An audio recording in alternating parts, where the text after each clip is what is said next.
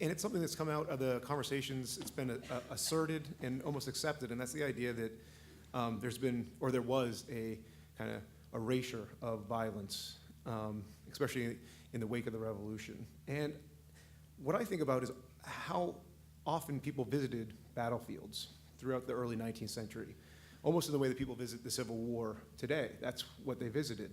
There are numerous prints that commemorated the war for independence, and often those that had served in war would wear around their Continental Army uniforms to remind people that they fought for the revolution. And often people would, Jackson, being a general, being somebody who was violent, that had fought for the United States, was valorized. And so I'm wondering if you could react, Professor Lovell, in particular to the way that violence may have been commemorated in art throughout the 19th century, but also the panel more generally. Did we really forget and erase the violence of the revolution? Or are we now just kind of asserting it and assuming it because we have forgotten it more recently?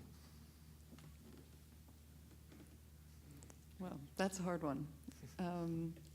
I think that the memory of battlefields and the memorials on battlefields that begin to be erected early in the national period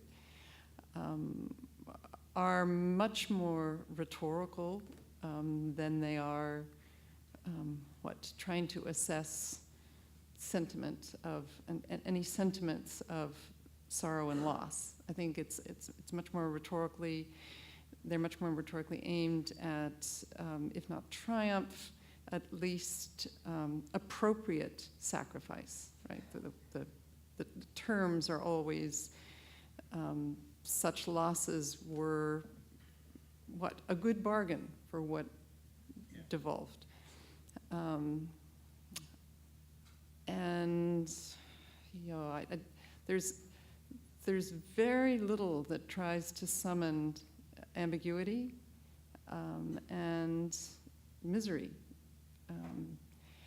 It's always, and even when there is, images of misery, say Washington's troops at Valley Forge, it's always within the foreknowledge of, and yet they triumphed, right?